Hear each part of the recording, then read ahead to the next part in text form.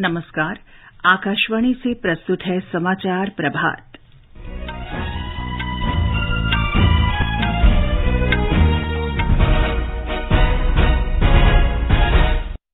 गृह मंत्री अमित शाह आज अरुणाचल प्रदेश के सीमावर्ती गांव किबिथु में वाइब्रेंट विलेजेस कार्यक्रम का शुभारंभ करेंगे। बढ़ते कोविड संक्रमण के कारण आज से देश भर में सभी स्वास्थ्य केंद्रों पर 2 दिन तक मॉक ड्रिल का आयोजन। कर्नाटक विधानसभा चुनावों पर चर्चा के लिए भारतीय जनता पार्टी की केंद्रीय चुनाव समिति की बैठक कल नई दिल्ली में हुई। विदेश मंत्री सुब्रमण्यम जयशंकर की 6 दिन की युगांडा और मोजाम्बिक की यात्रा आज से शुरू। और आईपीएल क्रिकेट में हैदराबाद में सनराइजर्स हैदराबाद ने पंजाब किंग्स को 8 विकेट से हराया। बेंगलुरु में आज रॉयल चैलेंजर्स बैंगलोर का सामना लखनऊ सुपर जायंट्स से। समाचार प्रभात के साथ मैं चंद्रिका जोशी। गृह मंत्री अमित शाह 2 दिन के दौरे पर आज अरुणाचल प्रदेश जा रहे हैं।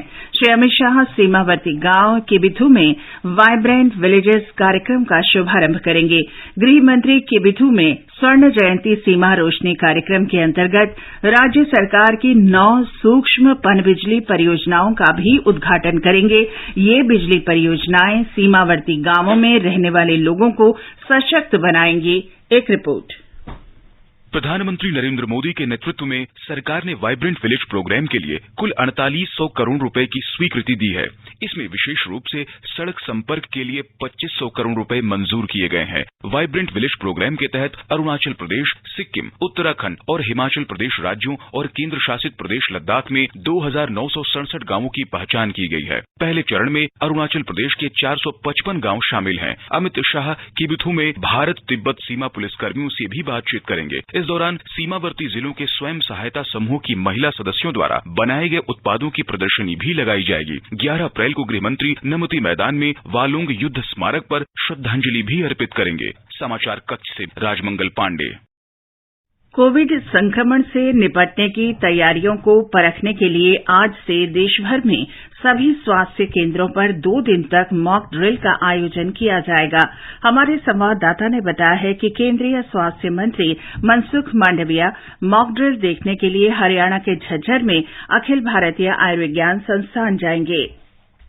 मॉक ड्रिल के दौरान अस्पतालों में कोविड-19 के रोकथाम और प्रबंधन के लिए उपलब्ध संसाधनों जैसे कि दवा, आईसीयू बेड और मेडिकल ऑक्सीजन का आकलन किया जाएगा। कोविड मामलों की संख्या में वृद्धि को देखते हुए राज्यों और केंद्र शासित प्रदेशों को सतर्क रहने और कोविड प्रबंधन के लिए सभी पर्याप्त तैयारियां रखने की सलाह दी गई है। इसके अलावा राज्यों को सभी पात्र जनसंख्या, विशेष रूप से बुजुर्गों और जिन्हें कोविड होने की संभावना हो सकती है, वहां टीकाकरण बढ़ाने की सलाह दी गई है। वहीं केंद्रीय स्वास्थ्य मंत्रालय ने कोविड की रोकथाम के लिए 5 चरणों की रणनीति जांच, खोज, इलाज, टीकाकरण और कोविड अनुकूल व्यवहार अपनाए जाने पर जोर दिया है। आनंद कुमार, आकाशवाणी समाचार, दिल्ली। तेलंगाना में अस्पतालों ने कोविड प्रबंधन की तैयारियों का आकलन करने के लिए आज से 2 दिवसीय कोविड मॉक ड्रिल के लिए तैयारी पूरी कर ली है। राज्य के स्वास्थ्य अधिकारियों ने बताया कि मॉक ड्रिल हैदराबाद शहर के सभी अस्पतालों और जिलों के प्रमुख अस्पतालों में आयोजित की जाएगी। केंद्र की चेतावनी के बाद राज्य सरकार कोविड मामलों की रोकथाम और प्रबंधन के लिए तैयारियों की समीक्षा कर रही है। आकाशवाणी का समाचार सेवा प्रभाग आज रात 9:30 बजे अपने साप्ताहिक कार्यक्रम पब्लिक स्पीक में बढ़ते कोविड संक्रमण से निपटने की तैयारियां विषय पर हिंदी और अंग्रेजी में चर्चा प्रसारित करेगा। कार्यक्रम के दौरान नीति आयोग के सदस्य और कोविड प्रबंधन संबंधी अधिकार प्राप्त समूह के अध्यक्ष डॉ वी के पॉल से श्रोता अपने सवाल पूछ सकते हैं। टेलीफोन नंबर है 011-2371-7106 और 011-2331-4444। श्रोता अपने सवाल व्हाट्सएप नंबर 9289094044 पर भी भेज सकते हैं। उपराष्ट्रपति जगदीप धनखड़ आज विश्व होम्योपैथी दिवस पर नई दिल्ली में एक वैज्ञानिक सम्मेलन को संबोधित करेंगे। सम्मेलन का आयोजन आयुष मंत्रालय के अंतर्गत केंद्रीय होम्योपैथी अनुसंधान परिषद कर रही है। सम्मेलन के दौरान परिषद और विभिन्न होम्योपैथी महाविद्यालय और केरल के होम्योपैथी महानिदेशालय के बीच समझौता ज्ञापनों का आदान प्रदान किया जाएगा। इस अवसर पर परिषद की 8 पुस्तकों, एक वेब पोर्टल और एक वृत्त चित्र का लोकार्पण भी होगा। सम्मेलन में आयुष मंत्री सर्बानंद सोनोवाल और राज्य मंत्री डॉक्टर मुंजपारा महेंद्र भाई भी उपस्थित रहेंगे। सम्मेलन के दौरान नीतिगत पहलुओं, होम्योपैथी में उन्नयन, अनुसंधान साक्ष्य और होम्योपैथी में नैदानिक अनुभवों पर विभिन्न सत्र आयोजित किए जाएंगे। ये वैज्ञानिक सम्मेलन विभिन्न हितधारकों के विचार विमर्श के माध्यम से अनुसंधान, शिक्षा और एकीकृत देखभाल में होम्योपैथिक एकीकरण के भविष्य के रोड मैप में अंतर्दृष्टि प्रदान करेगा। विश्व होम्योपैथी दिवस होम्योपैथी के संस्थापक doctor Christian Friedrich Samuel Hahnemann की जयंती के उपलक्ष्य में मनाया जाता है। सम्मेलन का विषय है होम्यो परिवार, सर्वजन स्वास्थ्य, एक परिवार। आनंद की रिपोर्ट के साथ समाचार कक्ष से जागृति शर्मा। ये समाचार आकाशवाणी से प्रसारित किए जा रहे हैं। प्रधानमंत्री नरेंद्र मोदी शुक्रवार को असम में कई विकास परियोजनाओं का उद्घाटन और शिलान्यास करेंगे। प्रधानमंत्री मोदी गुवाहाटी में मेगा बिहू उत्सव में भी शामिल होंगे, जिसमें 11,000 से अधिक नर्तक भाग लेंगे। असम के मुख्यमंत्री हेमंत बिस्व शर्मा ने बताया कि प्रधानमंत्री दौरे के पहले दिन अखिल भारतीय आयुर्विज्ञान संस्थान गुवाहाटी का उद्घाटन करेंगे। प्रधानमंत्री नलबाड़ी, कोकराझार और नागांव जिलों के चिकित्सा महाविद्यालयों का उद्घाटन भी करेंगे। भारतीय जनता पार्टी की केंद्रीय चुनाव समिति की बैठक कल नई दिल्ली में पार्टी मुख्यालय में आयोजित की गई। ये बैठक कर्नाटक में आगामी विधानसभा चुनावों के लिए पार्टी उम्मीदवारों के नाम तय करने के लिए बुलाई गई। प्रधानमंत्री नरेंद्र मोदी, भाजपा अध्यक्ष जगत प्रकाश नड्डा, केंद्रीय मंत्री अमित शाह, राजनाथ सिंह और प्रहलाद जोशी बैठक में शामिल हुए। कर्नाटक विधानसभा चुनाव के लिए 10 मई को मतदान होगा। मतगणना 13 मई को होगी। उत्तर प्रदेश राज्य चुनाव आयोग ने नगर निकाय चुनावों के कार्यक्रम की घोषणा कर दी है। 760 सीटों के लिए चुनाव 2 चरणों में 4 मई और 11 मई को होंगे। मतगणना 13 मई को होगी। नगर निगम चुनाव अधिकारी कल अधिसूचना जारी करेंगे। नामांकन 17 अप्रैल से भरे जा सकते हैं। 18 अप्रैल को नामांकन पत्रों की जांच होगी और 20 अप्रैल तक नाम वापस लिए जा सकेंगे। 21 अप्रैल को प्रत्याशियों को चुनाव चिन्ह आवंटित किए जाएंगे। राज्य चुनाव आयुक्त मनोज कुमार ने बताया कि आदर्श आचार संहिता तुरंत प्रभाव से लागू हो गई है। विदेश मंत्री सुब्रमण्यम जयशंकर आज से 15 अप्रैल तक युगांडा और मोजाम्बिक के आधिकारिक दौरे पर आज युगांडा पहुंचेंगे। डॉक्टर जयशंकर युगांडा के विदेश मंत्री जनरल जे ओडोंगो के साथ प्रतिनिधि मंडल स्तर की वार्ता करने के साथ ही युगांडा के केंद्रीय नेतृत्व और अन्य मंत्रियों से भी मुलाकात करेंगे। विदेश मंत्री जयशंकर जिंजा में national forensic science university NFSU के ट्रांजिट परिसर का भी उद्घाटन करेंगे। यात्रा के दौरान भारत के बाहर NFSU का पहला परिसर स्थापित करने के लिए भारत सरकार और युगांडा सरकार के बीच द्विपक्षीय समझौता ज्ञापन पर हस्ताक्षर किए जाएंगे। डॉक्टर एस जयशंकर 13 से 15 अप्रैल तक मोजाम्बिक के दौरे पर रहेंगे। और अब खेल जगत की खबरों के साथ हैं मुकेश कुमार।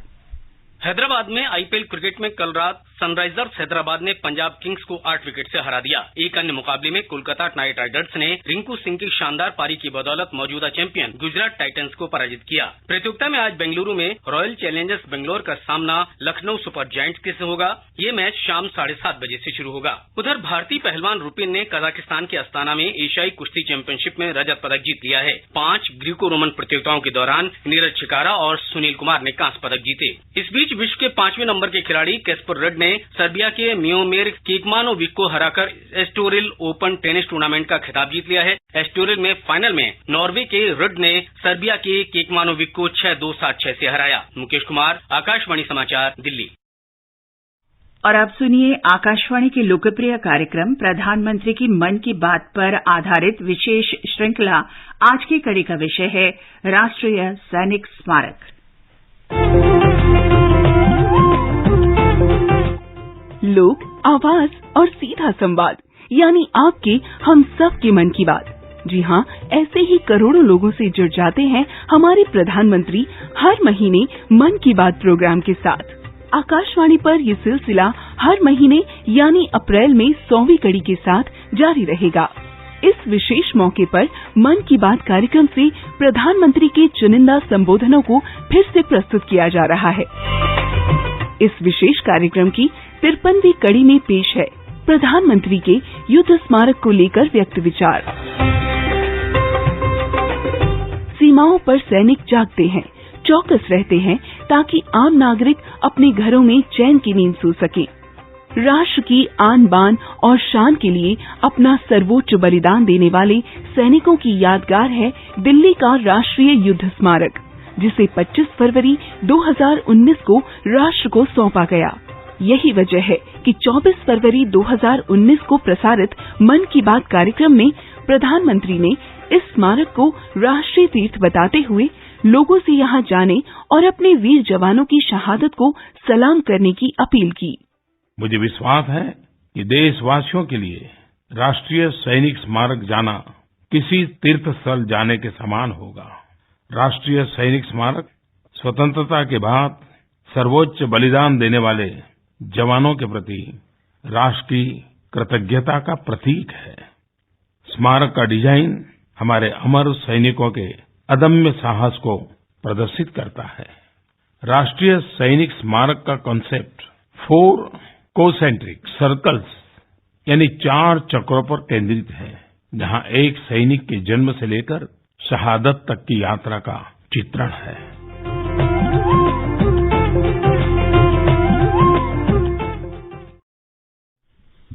मन की बात पर आधारित विशेष श्रृंखला आप सुन सकते हैं प्रतिदिन सुबह 8 बजे समाचार प्रभात और रात 8:45 बजे समाचार संध्या में। और अब एक नजर मौसम पर। दिल्ली में आसमान साफ रहेगा, मुंबई में आमतौर पर आसमान साफ रहेगा, तापमान 24 से 36 डिग्री सेल्सियस के बीच रहेगा। कोलकाता में आंशिक रूप से बादल छाए रहेंगे, चेन्नई में भी आमतौर पर बादल छाए रहने की संभावना है। ये समाचार हमारी वेबसाइट newsonair.gov.in/hindi पर भी उपलब्ध हैं। और अब आज के समाचार पत्रों की सुर्खियों के साथ हैं कनकलता। धन्यवाद चंद्रिका। आज प्रकाशित अधिकांश अखबारों ने प्रोजेक्ट टाइगर की सफलता को विस्तार से दिया है। नवभारत टाइम्स ने लिखा है, दुनिया के 75% से ज्यादा बाघ भारत में। पत्र ने शीर्षक दिया है, बाघों में बहार है। प्रधानमंत्री के जंगल सफारी और दूरबीन के साथ वन्य जीवन निहारते चित्र भी साथ ही दिए हैं। हिंदुस्तान ने इसे गर्व शीर्षक से दिया है। लिखा है, प्रधानमंत्री ने प्रोजेक्ट टाइगर के 50 वर्ष पूरे होने पर जारी किए आंकड़े। राजस्थान पत्रिका ने शीर्षक दिया है, देश में अब 3167। कोरोना के कारण 3 राज्यों में मास्क को लेकर नए नियम। लिखा है देशबंधु ने। समूचे देश में आज और कल होने वाली मॉक ड्रिल पर भी अखबारों की नजर है। राष्ट्रीय सहारा ने लिखा है, दिल्ली में संक्रमण की तीव्रता लगातार बढ़ रही है। अखबारों ने राजस्थान की राजनीति में चल रही गहमागहमी को सुर्खियों में दिया है। राजस्थान कांग्रेस में फिर उभरी कलह। पायलट ने भ्रष्टाचार के मुद्दे पर गहलोत को घेरा, जनसत्ता की बड़ी सुर्खी है। राष्ट्रीय सहारा के शब्द हैं, भ्रष्टाचार के रनवे से पायलट की उड़ान। जबकि दैनिक जागरण ने अपनी ही सरकार के खिलाफ कल पायलट के अनशन की खबर दी है। देशबंधु और हिंदुस्तान ने इसे गहलोत से खटास भरे संबंध बताया है। जनसत्ता ने केंद्रीय कानून मंत्री किरेन रिजिजू के उस बयान को अहमियत दी है, जिसमें उन्होंने फर्जी खबरों की पहचान के लिए नियमों में संशोधन के लिए विचार विमर्श की बात कही है। मौसम के अंदाज पर भी अखबारों के अनुमान है। देशबंधु ने लिखा है, गर्मी के तेवर झेलने के लिए तैयार रहें। अगले कुछ दिनों में 3 से 5 डिग्री पारा बढ़ेगा। हालांकि मध्य प्रदेश, ओडिशा, महाराष्ट्र और छत्तीसगढ़ में कुछ जगहों पर बारिश भी हो सकती है। और अंत में मुख्य समाचार एक बार फिर। गृहमंत्री अमित शाह आज अरुणाचल प्रदेश के सीमावर्ती गांव किबिथू में वाइब्रेंट विलेजेस कार्यक्रम का शुभारंभ करेंगे।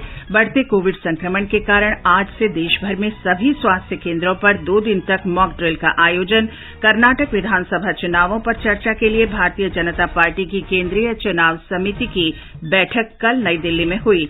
विदेश मंत्री सुब्रमण्यम जयशंकर की 6 दिन की युगांडा और मोजम्बिक की यात्रा आज से शुरू। और आईपीएल क्रिकेट में हैदराबाद में सनराइजर्स हैदराबाद में पंजाब किंग्स को 8 विकेट से हराया।